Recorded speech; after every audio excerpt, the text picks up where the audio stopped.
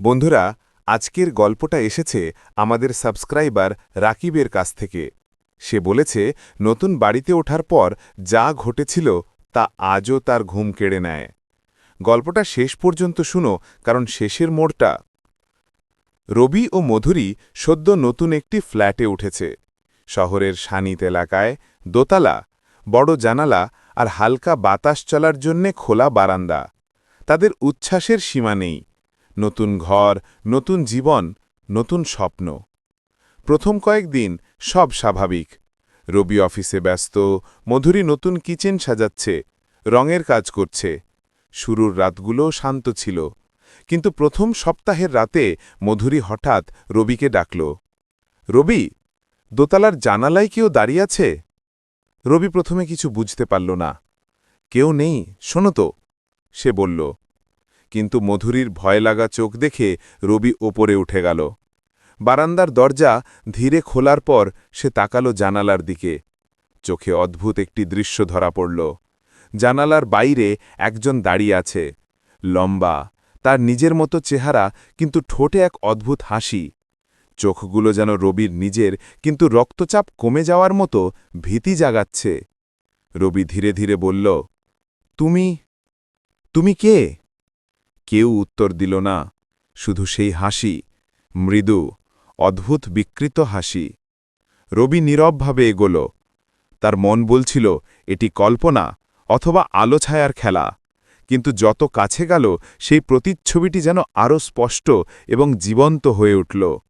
রবি পিছু হটল। মধুরী বারান্দার দরজা বন্ধ করতে এগিয়ে এল। ছায়া অদৃশ্য হয়ে গেল।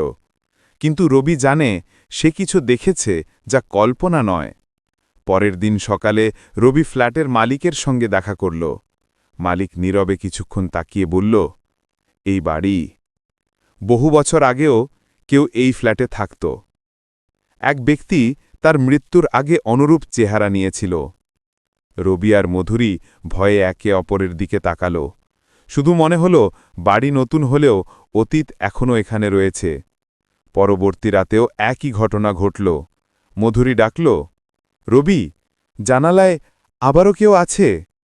এবার রবি নিজে ওপরে গেল।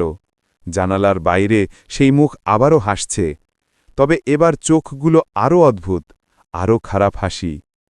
একটা কাঁটা ধরে গেল রবির গলায়।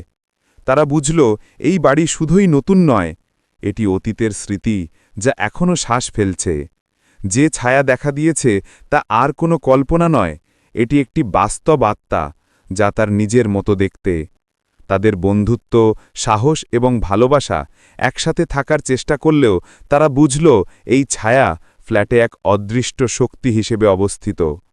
শেষ পর্যন্ত তারা সিদ্ধান্ত নিল আর কখনো রাতের বেলা দোতলার জানালার দিকে তাকাবে না।